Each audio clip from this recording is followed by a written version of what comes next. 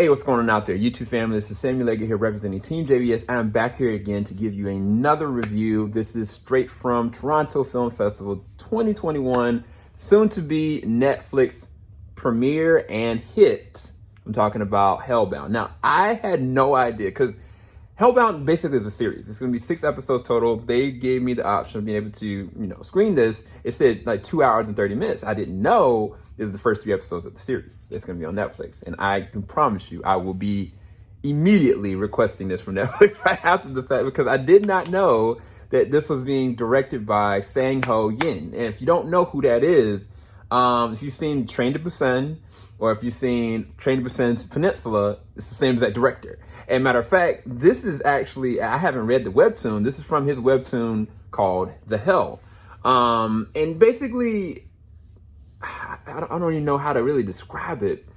The premise of it is that all of a sudden, different people are basically encountered by what they presume to be a divine moment or a prophecy from a face that comes out of nowhere to whoever it is and lets them know when they're gonna die. And I'm not talking about like, okay, like this is Death Note, like you're just gonna die, it's just gonna be a quick death. No.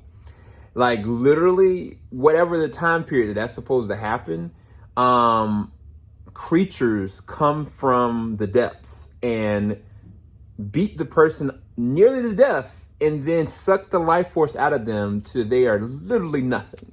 And they show like there's an opening scene that takes place in a coffee shop. This guy, he seemed really tormented and scared and terrified, and he's just sweating, and like these people are watching and seeing what's going on, and all of a sudden like the attack happens. And the thing about it, it set the tone for everything.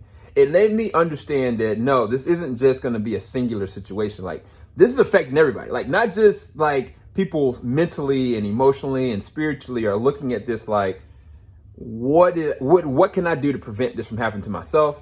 But physically, even in the first incarnation, like people are literally getting hurt. And I was just like, what is going on in this?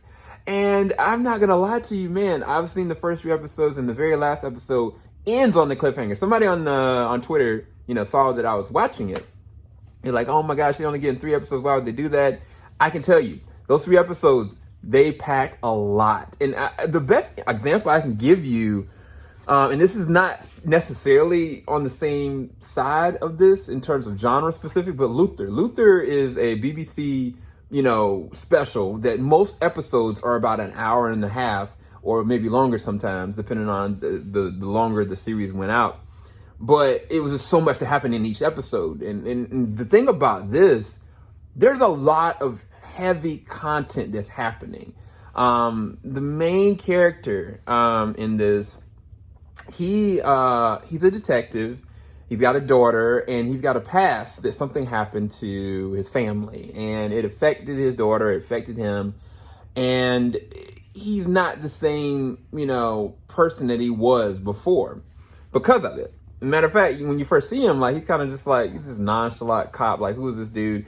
And when you really realize what's going on, just him alone, there's so much weight there with him as a character. So much weight. And then the other thing is, they also have moments where he looks at certain people and interacts with certain people that you find out are going to play a bigger role in this, because it's not just, okay, these things are happening. No, there is what's called the new faith, that basically their perception is that people are sinning, and this is something that's a divine moment that, at this point, people are just going to get dragged. In other words, it's saying it in a nice way. And that this is going to continue to happen until, real justice is being done or sin just stops. But the thing about it is everybody has the ability of having free will. And at what point is the person that's this happening to getting judged for something they did in the past or the present or going to do? And I think that that's the thing that makes this is a hard watch, because the thing about it is harsh and as sick as what's happening to these individuals. You don't know what they did. You don't know if they even did anything. But the other thing that makes this so compelling and interesting is that the world around them is so enticed with fear that they're willing to hurt other people to do it. And it's kind of like, thou shalt not kill, thou shalt not, is one of the biggest things. And it's kind of like when you start to see what the world is coming to from this, you understand fully that this is not an easy fix of a situation, because the world at this point now is on the brink. And it's just it's a whirlwind. It's a legit whirlwind. There's another character in this one that is considered, his name is the chairman, and he's the person that has been letting people know what's been going on, what's happening, and how this is real and they need to take it seriously. And it's basically almost like he's a cult leader, in other words. And he has an intricate connection to the main character in a specific way. You don't even realize. Like the twists in this are so interesting. But I think the thing about the show is that every character you contact or you see in this series, they are very human. What I mean by that is they have a backstory. Like it's like, it doesn't matter if it's a small moment or if it's a large moment. There's a person that's a podcaster that this is a part of this group, of thugs that are going and just, blasphemously doing stuff in the name of this new faith, so to speak. And he's funny, but he's sick all at the same exact time. And it makes an intricate connection with the people that are around him that are just listening to him. And I think that he's doing it all through podcasts and like you would anybody do it through a YouTube or Twitch. And yet he is the most dangerous person most of the time when you see him on TV or on the internet or whatnot. And they do a lot with him. And yet there are characters that are, it's like a lawyer lady. She's got a mother who's dealing with chemo. She's got cancer, and she's swept up into this in the situation. And it's great storytelling. And matter of fact, every episode leaves off on an interesting cliffhanger. Like the second episode left on a cliffhanger, I was just like, bruh, if this was the introduction, the first two episodes were one episode, bruh, this is the best thing ever to entice somebody to start a series. And the thing about the third episode made me yo, you just don't care.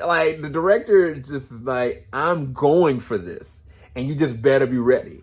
And I think that the story is compelling enough. The horror elements are there enough. The tone, the shots, the cinematography. This is a beautiful, and I mean beautiful freaking series, bro. It looks so good. The only, and it's not actors, because actors, oh my gosh. So there's so many emotional moments. There's a moment with main character, the detective. It takes place as a flashback. And that moment alone let me know, oh, he's not somebody to mess with from an acting standpoint and from a character standpoint. And then even the character that is the chairman, amazing acting. You love to hate him. And at the same time, you don't know if he's right or wrong at the same time, which is very compelling as well. So the acting is not the problem. Cinematography is not the problem. The issue comes in with the CG. Just it. That's it. The CG for the creatures that are doing what they're doing, not the practical effects. Practical effects are fine.